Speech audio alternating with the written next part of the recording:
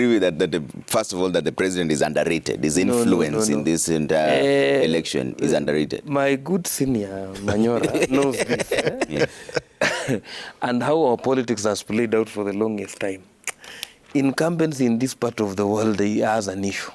The same problem it had with Uhuru in the first Moi debacle might have.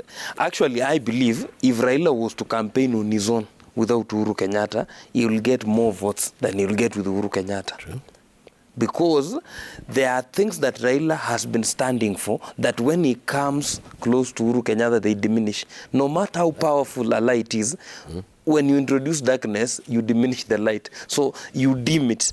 But coming back to figures, and I want us to work with the good senior academicians here to numbers. I know Professor Meya said it's all gouache. But look at it this way.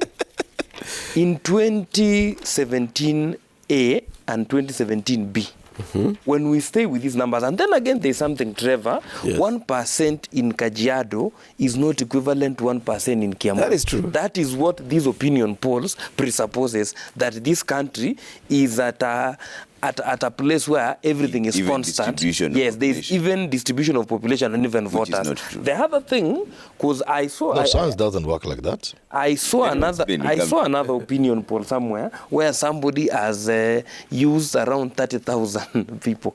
And in this one, I think it's around 4,600 or something. Yes, or 6,000. That also informs something. But let us go back to figures that we can talk about here. The NASA of 2017, there was Musalia Mudavadi, there was Wetangula. Look at Bungoma today, where it is, and look at Bungoma then.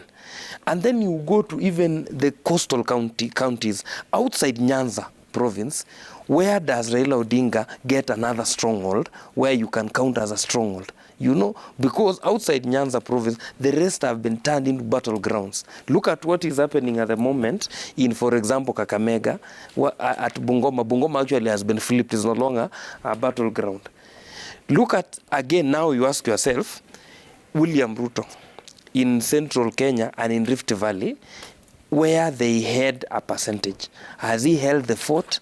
The answer is, even if you compare the polls at this moment in the last election, he's still doing favorably well. And that informs the figures. That's why I'm telling the good academician that if you are to go to the ground, mambo ni different. Because where is Raila getting these numbers? You know, there are only places where we are voting in Kenya is the 47 plus the diaspora vote. Diaspora vote is 4,500. So let us say it is important for +1. But for the 50%, let us remain on the home ground. That's why I'm telling you, let us just extrapolate the looking of numbers and let us look at the numbers and the perspectives behind them. Okay, I have to take a quick break.